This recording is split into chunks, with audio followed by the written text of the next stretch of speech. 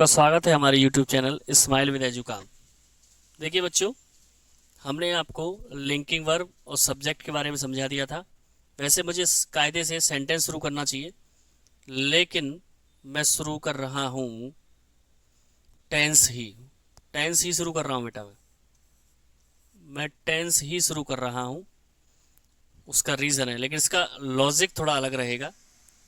देखिए, टेंस माने होता है काल। टेंस माने क्या होता है बेटा? काल।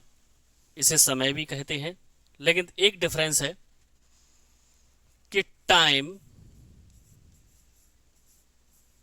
एंड टेंस, इसमें डिफरेंस होता है बेटा।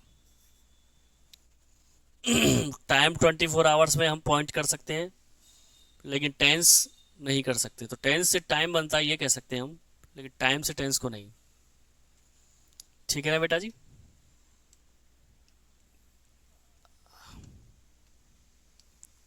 अब आती है बात कि टेंस होते कितने प्रकार के हैं। तो देखिए बेटा, टेंस को हम तीन भागों में बांटते हैं। एक होता है बेटा प्रेजेंट, एक होता है बेटा पास्ट, और एक होता है बेटा फ्यूचर। तीन भागों में बांटते हैं टेंस को: प्रेजेंट, पास्ट, फ्यूचर। प्रेजेंट माने होता है बेटा वर्तमान काल। वर्तमान काल। पास्ट माने होता है बेटा भूतकाल। पास्ट माने होता है बेटा भूतकाल। और फ्यूचर माने होता है बेटा भविष्यकाल। भविष्यकाल। ठीक है? जैसे आज मैं आपको पढ़ा रहा हूं, ये प्रेजेंट है, और कल पढ़ाऊंगा मैं, वो फ्यूचर होगा। और जो कल पढ़ा दिया था वो हमारा पास्ट था। राम खाना खाता है, प्रेजेंट है। राम ने खाना खाया, पास्ट है।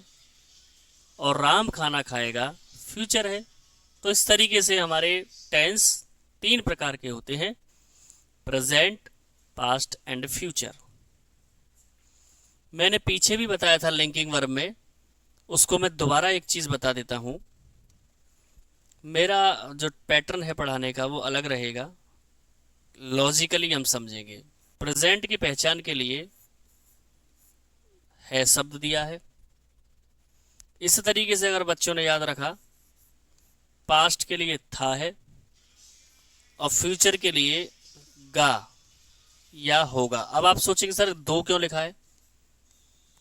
इसका भी आंसर आपको आगे मिल जाएगा। तो यहां तक आप नोट डाउन कर लीजिए।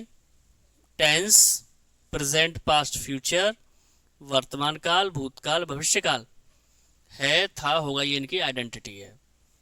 मैं पहले ये जो पढ़ा रहा हूं, ये 8th स्टैंडर्ड से, बल्कि सारे बोर्डों के लिए है, सभी के लिए मैं उस स्टेप से पढ़ाऊंगा धीरे धीरे। फिर इसको थोड़ा सा और लेवल ऊंचा कर दूंगा, हाई कर देंगे। आगे समझिए। अभी हमने प्रेजेंट, पास्ट, फ्यूचर को समझा, तो मैं यहां दोबारा लिख देता हूं: प्रेजेंट, पास्ट, फ्यूचर। यही समझा था बेटा हमने, प्रेजेंट, पास्ट, फ्यूचर। इसका हम पहचान जो बताई है, इसके लिए हमने बताया है, इसके लिए बताया है था, और इसके लिए हमने पहचान के रूप में गा और होगा, यही बताया है बेटा। अब क्या करते हैं हम, इनका डिवाइडेशन कर देते हैं। अब क्या करते हैं बेटा, इसका हम डिवाइडेशन कर देते हैं। उससे क्या होगा कि आप आगे इनके जो प्रकार है काइंड उनको समझ पाएंगे। तो प्रेजेंट, पास्ट, फ्यूचर। प्रेजेंट में है, पास्ट में था, फ्यूचर में गा। अब क्या होगा बेटा, इसका हम तीनों को लेते हैं साथ में, तीनों को एक साथ लिया जा रहा है। अब इसी के आधार पर हम डिवाइड करते हुए चलेंगे। पहला है बेटा इंडेफिनिट या सिंपल। दूसरा हो गया बेटा कंटिन्यूअस, जिसे कॉन्टिन्यूअस भी बोलते हैं। ये फोनेटिक साउंड की वजह से अलग अलग है। तीसरा हुआ परफेक्ट। तीसरा हुआ, इसे साफ कर देता हूं,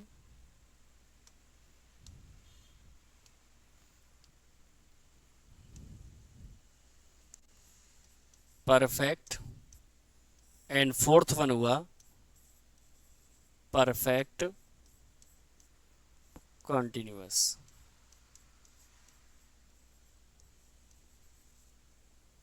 ठीक है बेटा जी, हमने इसको डिवाइड कर दिया 4 पार्ट्स में।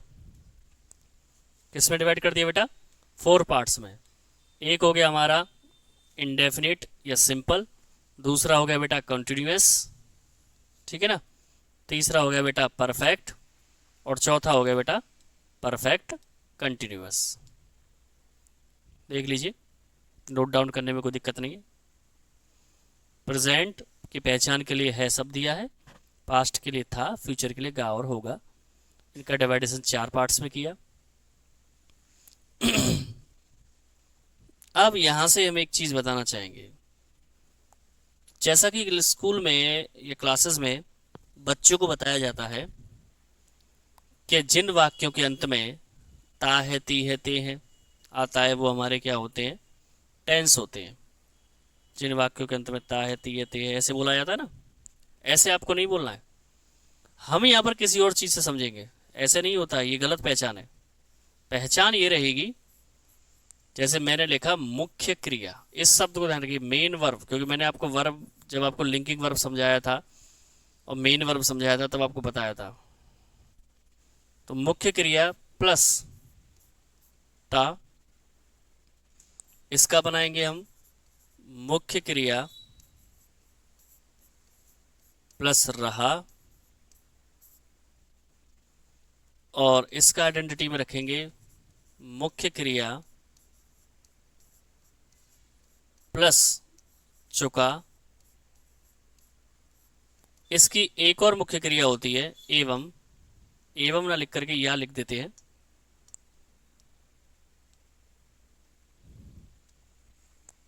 या मुख्य क्रिया प्लस आ ई ए की मात्रा, आ ई ए की मात्रा। इसका पहचान रहेगा मुख्य क्रिया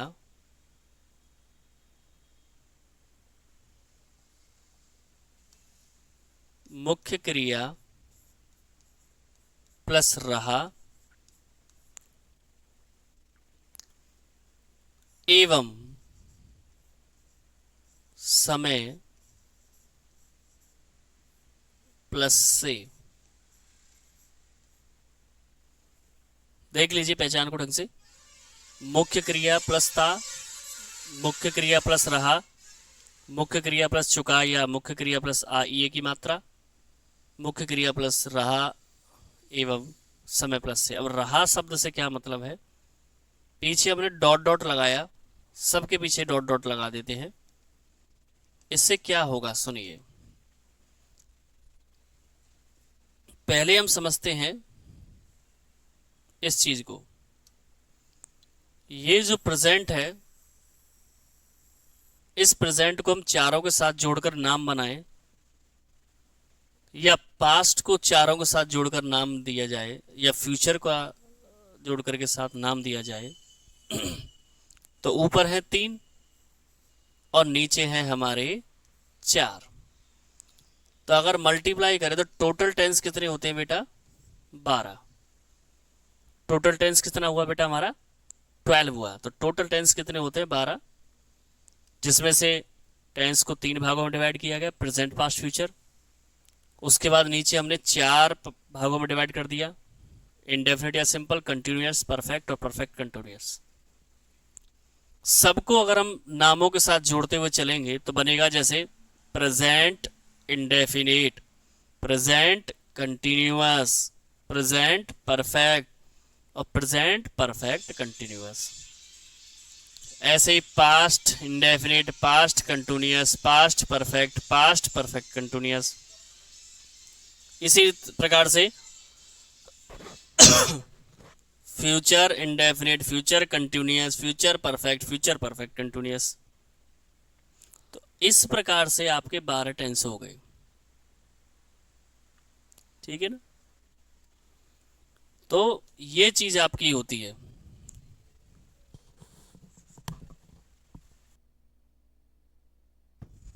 तो ये हमारा 12 हुए। इसी प्रकार से हम पास्ट को जोड़ दें, फ्यूचर को जोड़ दें, तो ये टेंस 12 के 12 हो जाएंगे। ठीक है ना। अब क्या बात है इसमें समझने की, एक और चीज समझ लेते हैं।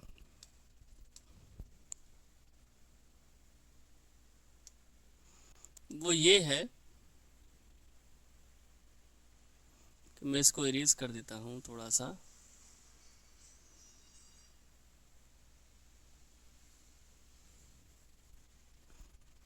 कि अब अगर आप देखें तो इनकी अगर आइडेंटिटियों को मिलाया दिया जाए, अगर इनकी आइडेंटिटी को मिलाया जाए, है ना, जैसे अब था, अब इनकी आइडेंटिटी को मिलाएं तो आप समझ पाएंगे, देख पाएंगे अच्छे से। देखिए, जैसे इस है प्रेजेंट को शो करता है मुख्य क्रिया के साथ, ता इंडेफिनिट या सिंपल को शो करता है। दोबारा समझिए कि ता शब्द दर्शाता है इंडेफिनिट को और है शब्द दर्शाता है प्रेजेंट को। नहीं समझ में आया? नहीं आया समझ में? चलिए मैं इसको पहले आप यहाँ तक देख लीजिए। 12 टेंस समझ में आ गए ना। प्रेजेंट को इन सब से जोड़ा जाए नामों से तो 4 प्रेजेंट के हो जाएंगे। पास्ट को इन चारों से जोड़ा जाए तो 4 पास्ट के हो जाएंगे। फ्यूचर को इन चारों से जोड़ा जाए तो फ्यूचर के हो जाएंगे। हम आगे बढ़ते हैं। हमने कहा कि ता शब्द और एक शब्द लिया हमने है। अगर आप देखें तो है शब्द किसको रिप्रेजेंट कर रहा है? प्रेजेंट को। और ता शब्द किसको रिप्रेजेंट कर रहा है? इनडेफिनिट को। तो बताइए टेंस कौन सा बन गया बेटा? Present indefinite. रहा शब्द लिखा हमने, ठीक है, और रहा शब्द के साथ हमने देखिए है लगाया,